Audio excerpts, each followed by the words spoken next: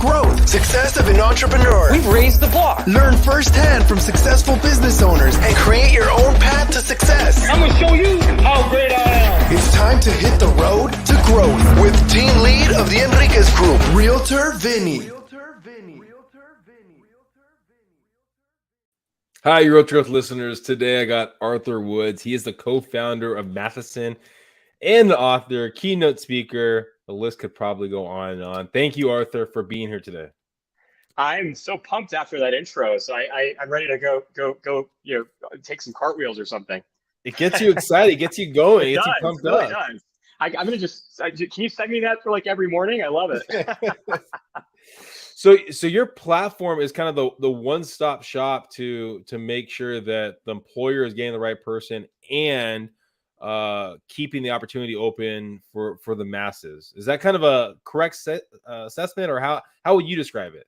Yeah, Vinny. So the best way to think of it is, we know that diversity and inclusion has become a very essential, priority for most employers. And yet we know that, high growth, earlier stage companies, have a lot they want to do to, increase their diversity. And yet most of the tools and systems out there have been designed for large enterprises. So we centralize the tools and resources and software to help companies with their diversity recruiting, reduce bias in their systems, and actually do diversity training for their teams.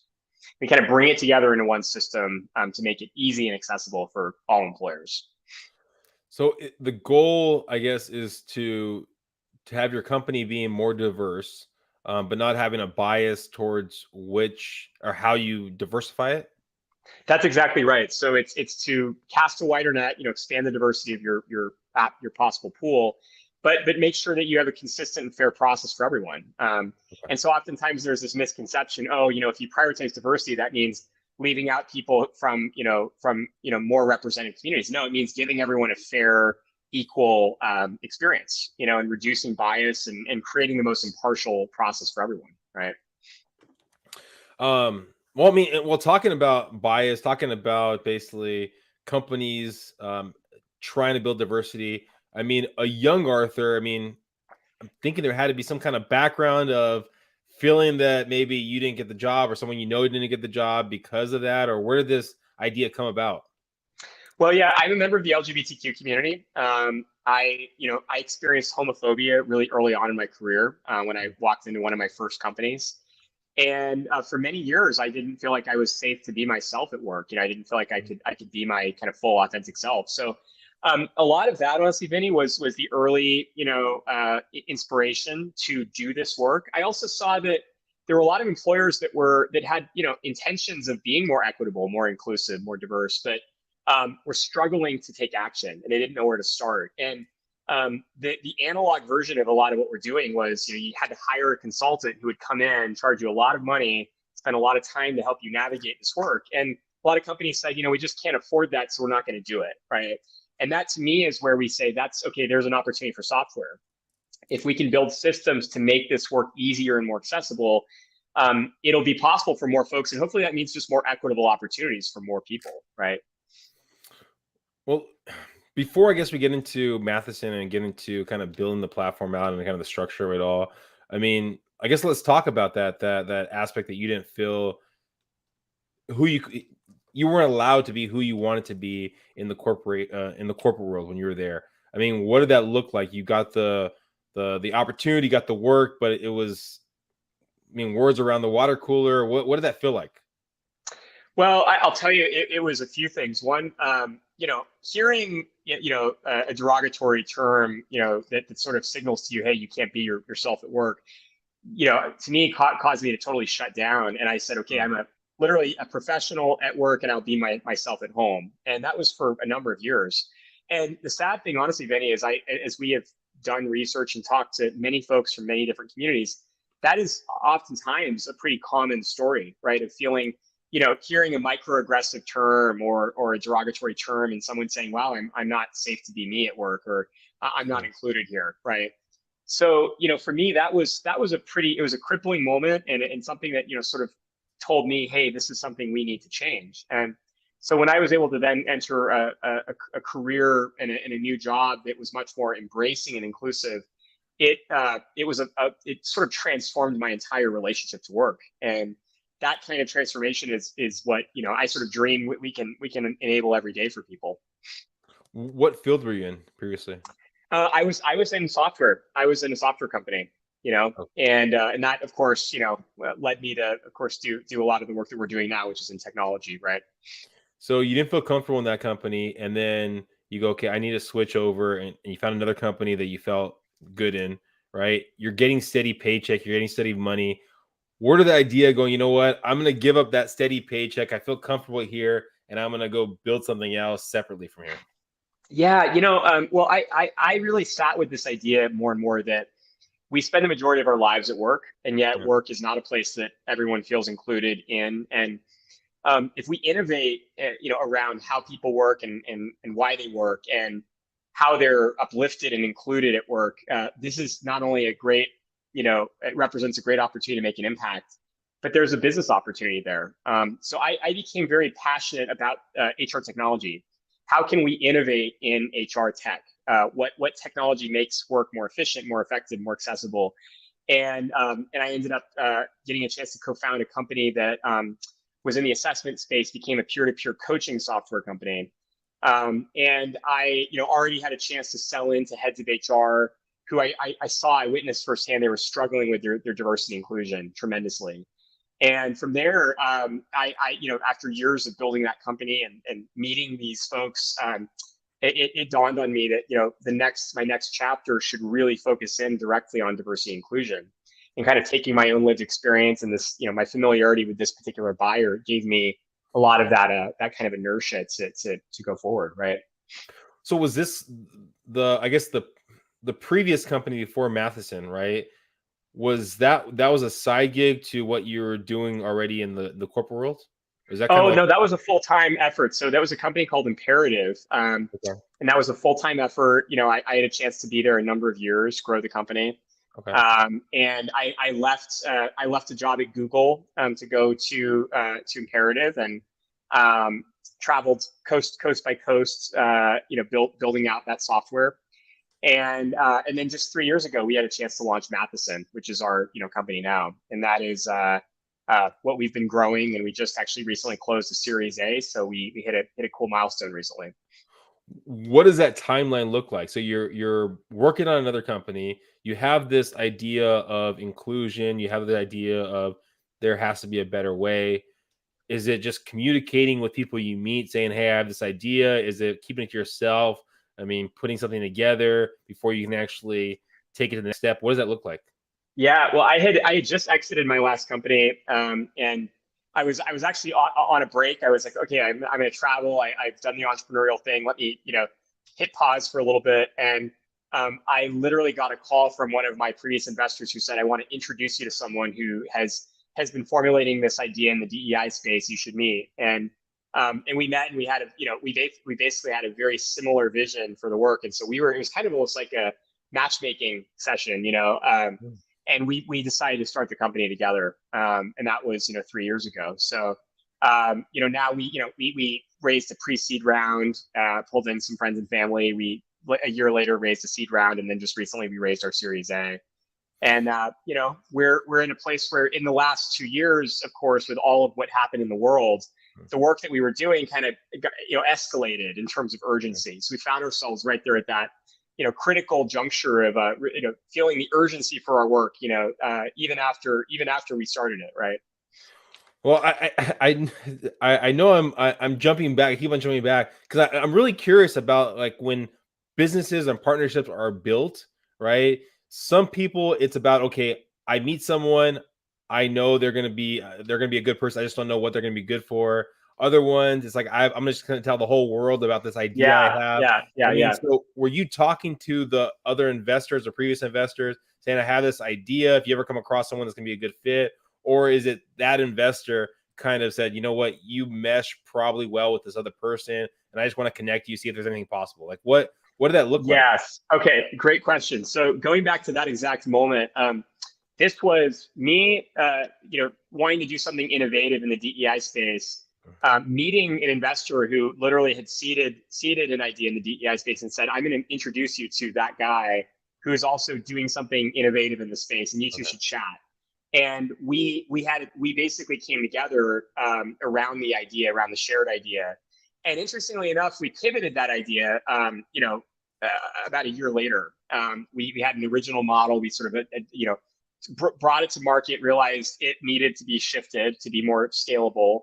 And Mathison today is much more of an analytics, platform that's focused more on measurement and reporting than it is purely on, the original thing that we were working on, which was we were trying to build a talent marketplace. So as you can tell, very different models, same core vision and core, hopeful impact, right? But we certainly kind of did the quintessential pivoting to get to where we are today. What caused you to pivot? Was it customer feedback? Was it investor feedback? I mean, what caused you to pivot? Well, for our particular situation, we were trying to build a three-sided marketplace, and we quickly learned from our customers and from the market overall that building a marketplace is extremely difficult, and to achieve liquidity in each side of the marketplace is extremely difficult. And it's hard enough for companies that are trying to do it with two sides, but to add in a third was even more complicated. And to get into the details a little bit, we were trying to have the third side of the marketplace be nonprofits, the other two being employers and candidates. We learned very quickly that nonprofits were really hard to pin down, and there was so much variability that we added this pretty complex third leg of the stool that was extremely difficult to manage. So long story short, we said, okay, if our goal is to increase representation, what are other mechanisms by which we can do that? And we realized that building a SaaS company that was much more focused on giving employers the insights and the tools to drive the change they need to drive is a much more sustainable pathway forward. And that's proven to be much better for us, right? When building, and this is a second go around of building a company, what are some things you learned from building the first company that you've taken with you for building this company? So one of the first ones for me was that thought leadership is a critical part of doing the work and doing it well. So in my last company, we did invest heavily in research and thought leadership and speaking and writing as a way of building our brand and building our community. And we have really tried to do the same thing at Mathison. I'm proud of the fact that we have, we published a book last year. We do ongoing events. We really try to build the community. And honestly, it makes a difference, especially in social impact work, because it's so much more effective when you're doing it together, and it's under a collaborative kind of umbrella, right? So that was certainly one. I learned that in general, early on, you just have to have champions who are investing in you more than they are investing in specifically what you're working on. So early on, you have nascent ideas. I think the early investors, early customers usually know when those ideas are going to change, but they're invested more in you than they are your idea. And that's really amazing, because it tells me that, there's a lot more patience early on when everyone knows that you're going to have to innovate. You're going to have to break a few eggs to create the omelet, right? And so I certainly learned early on that, find people who are invested in you and not just in what you are doing, right? When you're talking about people that are invested in you more than kind of what you're doing, is that basically, okay, I had someone that invested in me in my previous company, or I had someone that invested in me previously, or I know that really likes me, I'm going to just keep them kind of in my Rolodex. And so when that time comes about, I'm going to give them a call because I know they like what I do and what I put out there. Well, yeah, surround yourself with people. I think the advice for me was surround yourself with people who care about you more than they care about what your idea is. I certainly had, some early backers who were so fixated on the idea, they didn't really care as much about me. So if the idea shifted, that would be upsetting for them. Okay. Whereas the person who's invested in you, when your idea changes or when it, adapts a little bit, they're like, great, we're supporting you. I trust that you know what you're doing. That's a very different conversation. So I think, generally it's for us to surround ourselves with people who are, invested in us, right? Now, you talked about how you pivoted when you originally started Mathison. I mean, do you see what growth potential, where do you see your company and yourself going in the next 5 years? So where we see ourselves going more than anything is we really want to be the leading provider, the leading platform of DEI analytics and strategy. So we want an organization to be able to come in and say, we have no clue what we're doing in DEI. We don't know where our gaps are. We don't know what changes we need to make. Mathison is giving us a 360 and ongoing view of what we need to focus on, where we need to go. And we're getting that in an accessible way that we can't get really anywhere else. And so we're pulling in all kinds of interesting new metrics and data points that aren't really ever aggregated and seen in one view. And the big thing that we're trying to do is simplify it. So instead of feeling like you have to read hieroglyphics to do this work, we're making it accessible for decision makers at all levels of the organization to take action. So we're really doubling down heavily on our investment in data analytics and hopefully making software that is accessible for people. What are some items that are usually not brought up that Mathison kind of shows in your analytics that allows the company to better assess if that individual will be the best fit for them?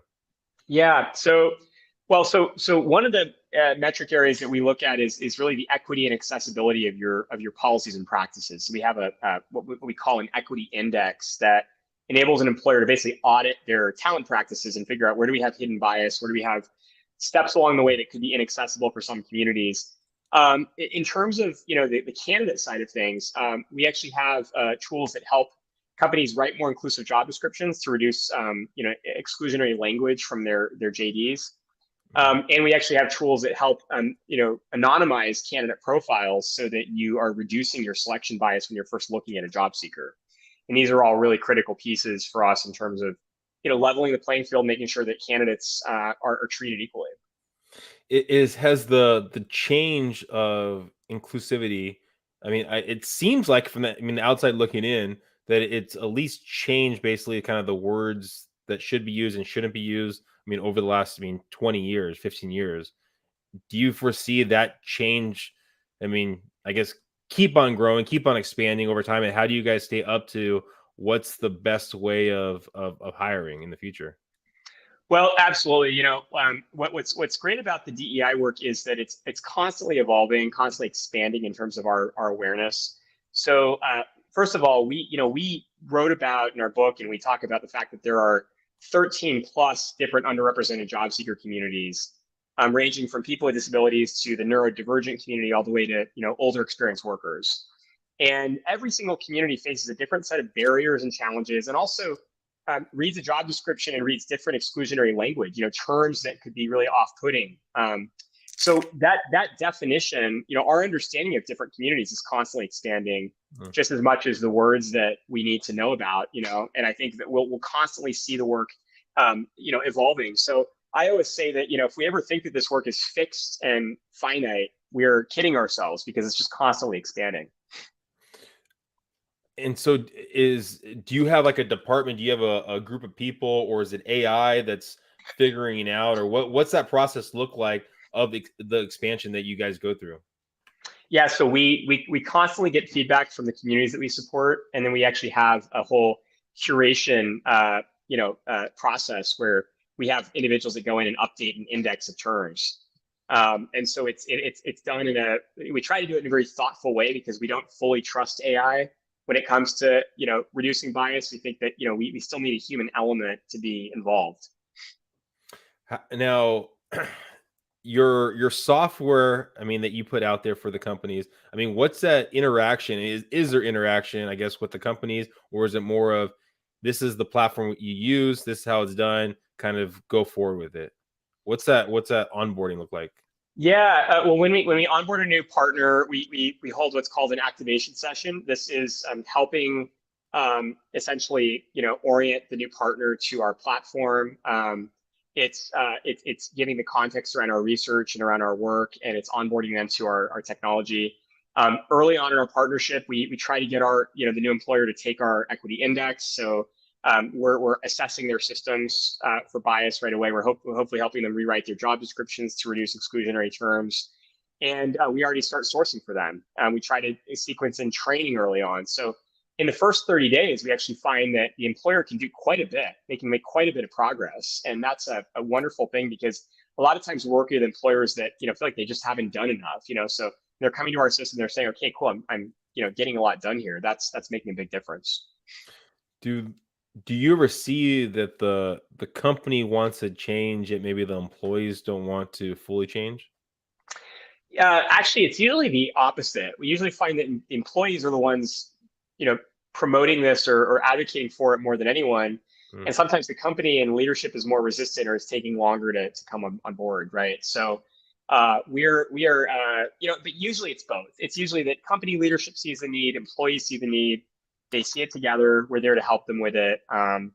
And we're usually not talking to folks where we have to make a really strong case for diversity. Typically, we're talking to folks who say, I get it. You can help me with this. Thank you.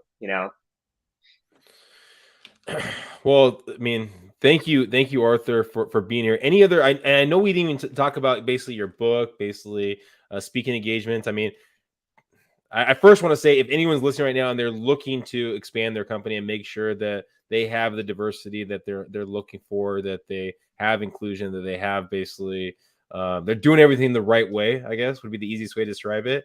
What's the best way of them getting more information about Mathison? Yes, thank you, Vinny. So visit us at mathison.io, and you will find us, mathison.io. And we have ongoing events and resources that folks can access on our site. You can find me on LinkedIn, Arthur Woods. Our book is Hiring for Diversity. It's hiringfordiversity.com. Definitely feel free to check it out. It's on Amazon.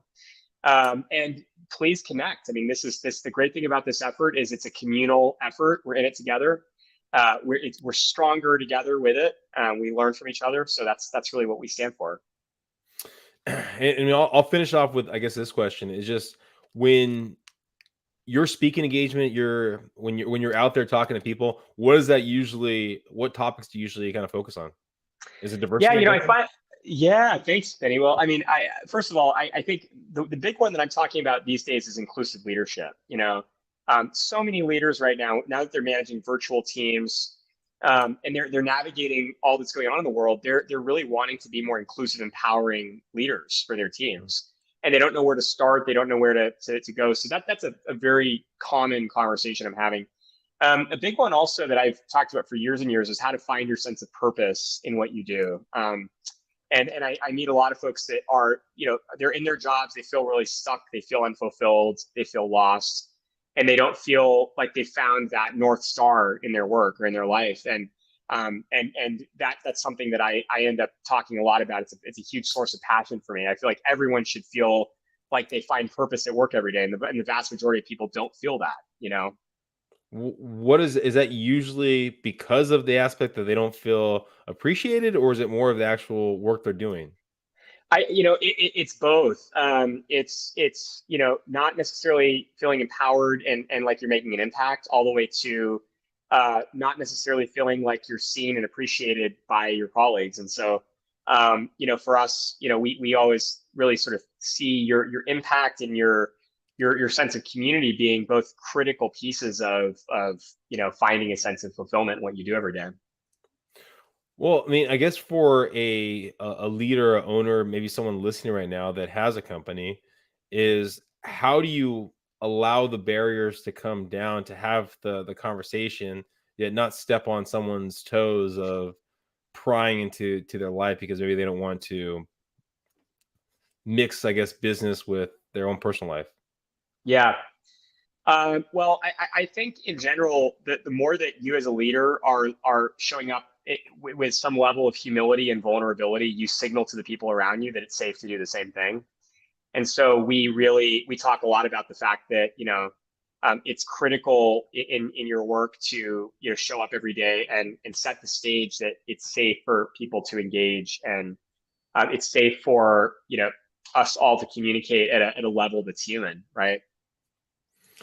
Well, thank you again, Arthur, for being here. Hopefully everyone listening got some great information right there. I mean, I think the core of it, I mean, is really being okay to be vulnerable, being okay with who you are. Yes, no one's gonna be just like you. There's gonna be some kind of nugget, just even from the outside looking in. They might look like you, but they have their own stuff they've gone through, they're going through, whatever it might be. So be open to hearing their story, being hoping to hearing, I mean, who they are. It'd make life a lot easier if we're all a little bit more open with everyone else. Thank you, Arthur, again for being here. Everyone, Thank please you, subscribe. Vinny. This was awesome. I really appreciate your time today. This is great, man. Of course, yeah. Everyone, go in the show notes and look up Arthur. Bye, everyone. All right.